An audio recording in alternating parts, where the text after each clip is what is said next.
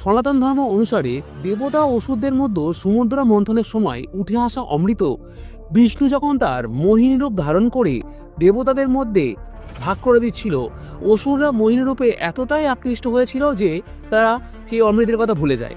সেই সময় দুজন ছিল, রাহু ও কেতু। তারা বুঝতে পারে যে তাদের সঙ্গে প্রতারণা করা হচ্ছে। তারা কি করে, দেবতাদের সারিতে দাঁড়িয়ে পড়ে এবং বিষ্ণুর হাত থেকে সেই অমৃত নেয়। কিন্তু কিছুক্ষণ পর যখন অমৃত তারা পান করে, বিষ্ণু বুঝতে পারে এবং সুদর্শন চক্র দিয়ে তাদের মস্তক ছিন্ন করে। এবং মস্তক ছিন্ন করার পর তখন তাদের অমৃত দেহের মধ্যে যায়নি, গলা দিয়ে সেটি কি হয়, মাটিতে পড়ে। কিন্তু এই রসুন ও পেঁয়াজ অসুরের গলাধিকৃত অমৃত থেকে তৈরি, তাই এগুলো বলা হয় মানব দেহে আসরিক শক্তির আবির্ভাব করে। অন্যদিকে বৈষ্ণব ধর্মে কি বলা হয়, ঋষি গোমত যখন তার স্ত্রী গর্ভবতী ছিল সেই সময় একটা যজ্ঞ করেন এবং সেই যজ্ঞের সময় ঋষি ভার্যারের মাংস খাওয়ার ইচ্ছে হয় এবং সে লোভ সামলাতে পারে না। না পেরে কি করে, যজ্ঞের পাশে যে মাংস রাখা ছিল, যজ্ঞের পরে যাতে প্রাণ প্রতিষ্ঠা হবে তা থেকে একটা মাংস তিনি নিয়ে নেন এবং পরে খাবে বলে রেখে দেন। কিন্তু যজ্ঞের পরে যখন ঋষি প্রাণ প্রতিষ্ঠা করেন, দেখেন একটি মাংস কম পড়ছে।